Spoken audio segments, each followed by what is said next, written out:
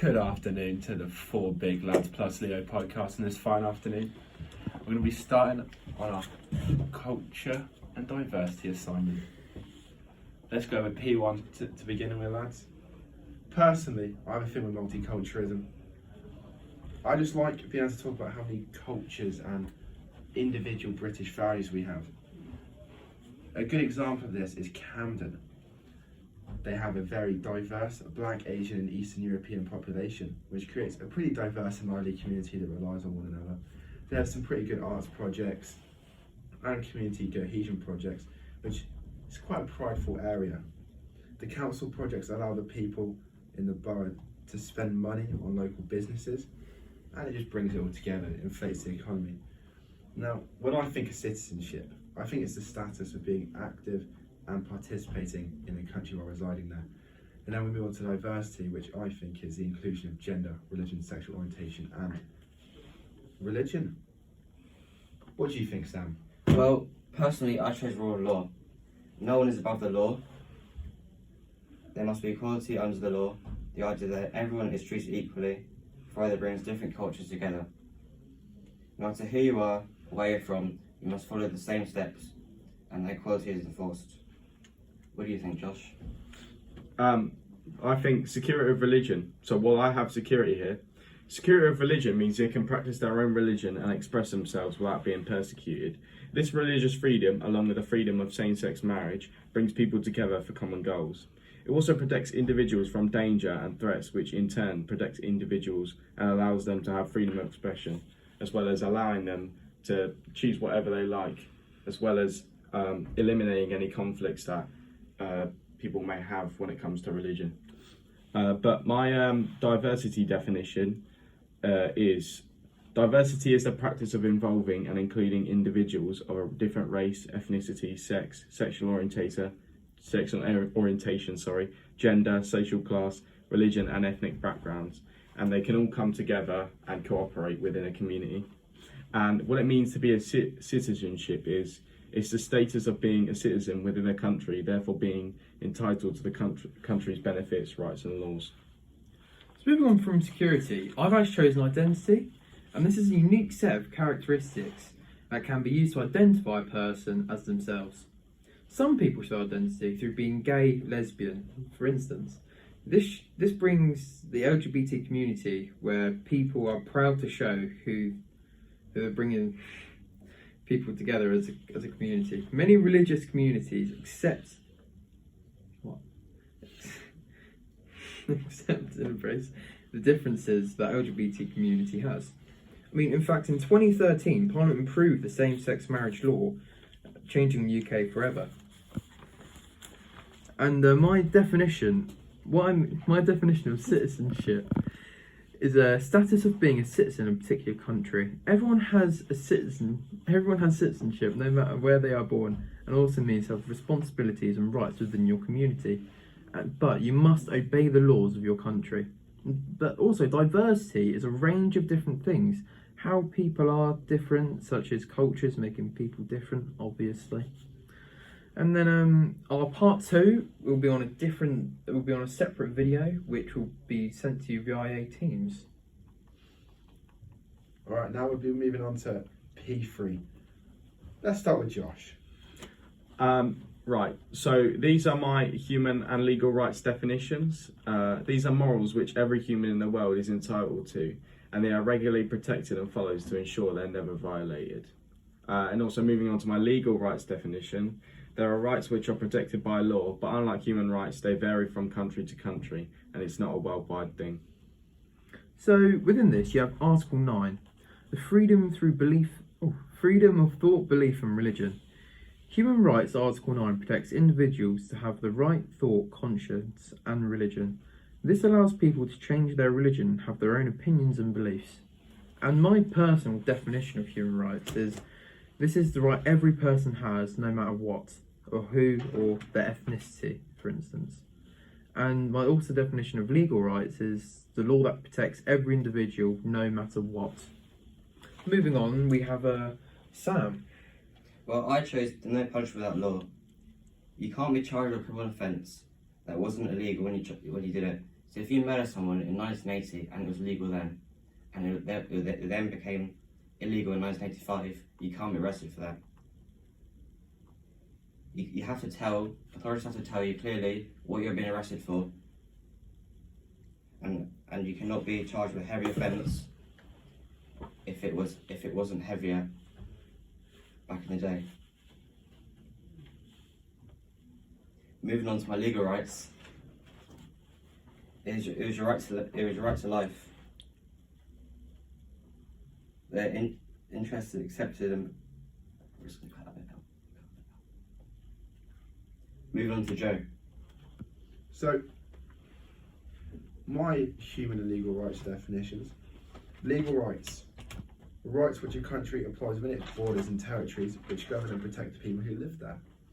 To me, human rights are rights that apply to everyone around the world, no matter what religion, ethnicity, sexual orientation or age you are, and they must be followed. I chose a right to a fair trial. Basic human rights apply to all, and it doesn't matter where you are. The right to a fair trial means it's held at a reasonable time, with an impartial and partial decision maker, with a fair jury. Every person is innocent till proven guilty and will get a lawyer if they cannot afford one. Also, anyone under trial needs to have access to all the witnesses and information. We'll next be moving on to Josh.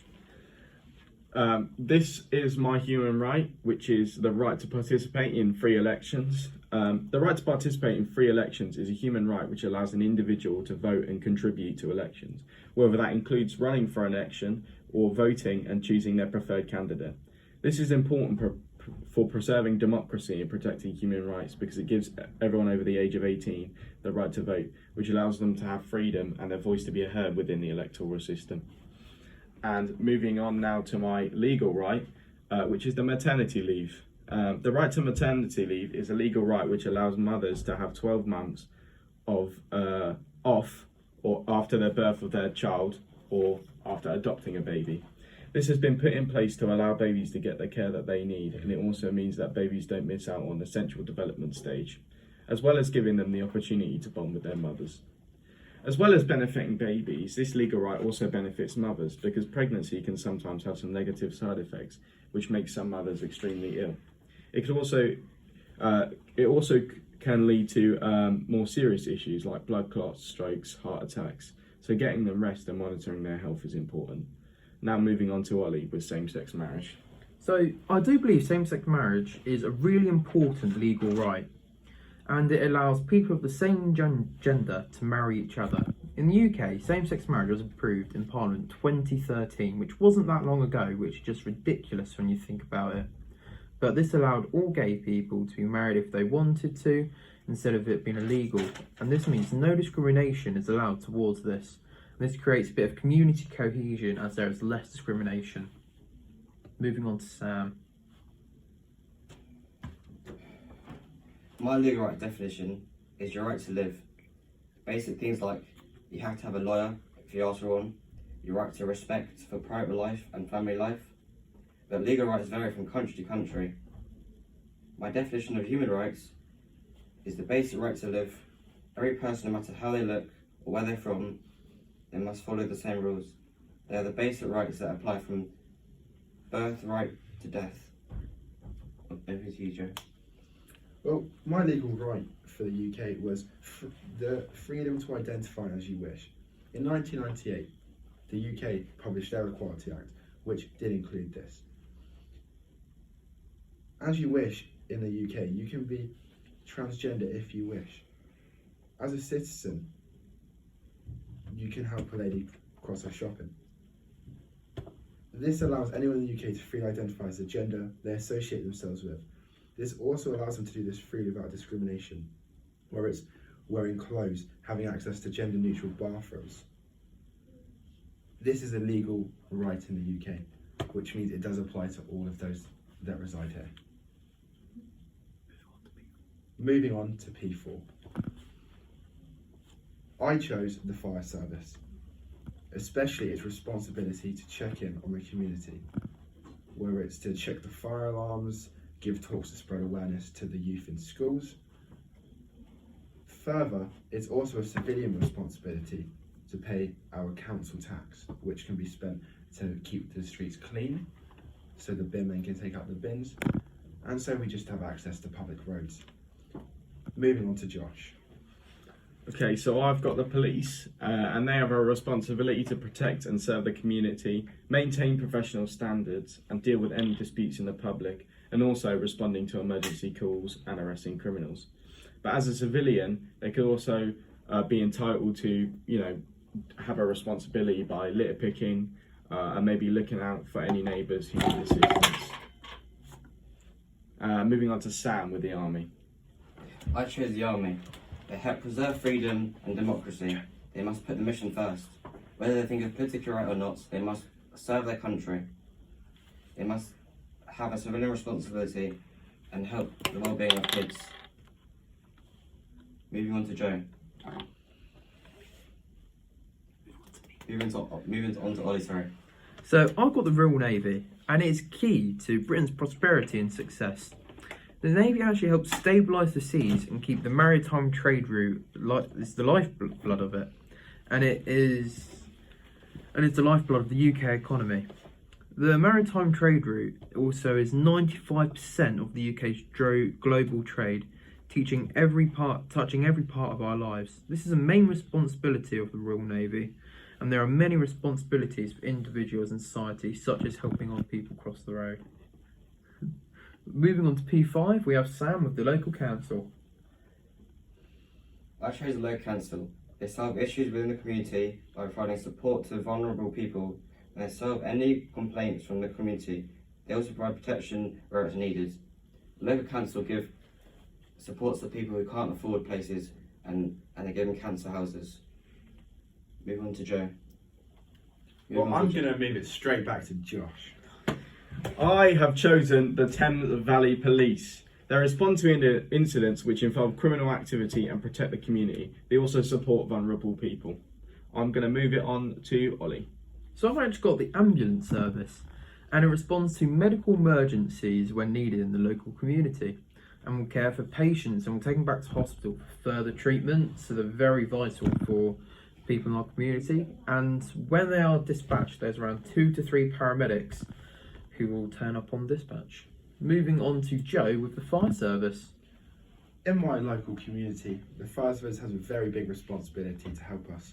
Whether it's emergency situations like car crashes, where they help people out of flipped over cars, or whether it's if your neighbour's house got set on fire. They also do talks in schools to educate the youth on safe habits like turning off sockets and lights when leaving buildings and not blocking fire hydrants. Further, I was taught at a young age by them not to pull fire alarms, just because it pulls them away from their daily responsibilities. Now we're going to move on to our national, and we're going to start with Josh. Right, so I have our government. They enforce the law and create them. They also find ways to maintain and protect an individual's human and legal rights. They also make big decisions, some of which involve rights. They are also responsible for creating and regulating laws, managing the economy and enforcing policies. They spend money and collect taxes for the country as well. Moving on to Joe. Our national borders are very important to the UK people, and of them, the Coast Guard starts. They protect the borders from piracy in the maritime trade route, while also monitoring the fishing trade, meaning that illegal fishing does not occur. They also will provide search and rescue missions around the coast if people go missing, and they'll also maintain the route of illegal immigration, stopping rafts as they enter the country. Next, we're going to move on to our international responsibilities, and we're going to move to Josh with the United Nations. Okay, so the United Nations, they provide a framework for the protection of human rights. This is mainly done through legally binding treaties, which are focused on protecting human rights and allowing democracy to flourish throughout the world. They are influenced by the horrors of the Second World War and the many human rights laws violated. So now they ensure that there is international cooperation while focusing on establishing world peace. Now moving on to Sam with NATO. NATO's goal is to safeguard the Allies' freedom and security by political and military means. It's a wide range of countries that all protect each other. If one goes to war with someone else, they must all join in and help out. They allow everyone else to protect their legal rights. Moving on to Ollie. So I have the army, and they go on missions which protect human rights, as well as legal rights. They also protect individuals from harm, as well as putting their lives at risk. When they join the army, they agree to lay down their life in order to protect human rights, and they will also have their own human rights and receive protection like any other British citizen. This is enforced by the Equality and Human Rights Commission. The army is not allowed. The army is not allowed to harm citizens or prisoners of war, because the Human and Legal Rights Act, unless a threat to life is shown towards the army. Moving on to Joe, the Royal Navy. Just adding on to Ollie's point, everyone in combat situations is covered by the Geneva Convention, which means they are not allowed to be tortured or harmed in prisoner of war camps. Personally, I chose the Royal Navy. Like the army, they also protect the individual's human and legal rights as they make risky and dangerous decisions around the world. They also stabilise the seas, keeping the maritime trade route clear, which is the lifeblood of the UK economy. I'm just going to sidetrack a little bit. The Royal Navy prevents conflict around the world while also providing humanitarian aid to Commonwealth countries and any country that needs help, whether it's protecting their borders from piracy, their fishing trade, helping with dock strikes, and just being a friendly little sailor in the sea. Next, I'm going to move on to Ollie with the Royal Air Force. So I also do have the Royal Air Force, and similar to the armed forces, they also do as much as they can possible to protect human and legal rights. The RAF protects the interests and influence of their allies. They also manage threats before they can occur. They also deploy individuals who are highly trained by eliminating any conflicts in the UK and worldwide. Some of this is a form of Royal Air Force website. I'm moving on to Sam. I'm just going to quickly go over the definition of citizenship and diversity. Citizenship is a position or status of being a citizen of a particular country. It's the legal realisation between an individual and a state that establishes specific legal rights and duties. Diversity is a range of human differences like race, ethnicity, gender, age, and many others. Thank you for listening, guys. Thank you. Just want to say thank you for listening to 4 Big Guys plus Leo today. I assume we'll be listening to you next Saturday. Thank you. Goodbye. Bye.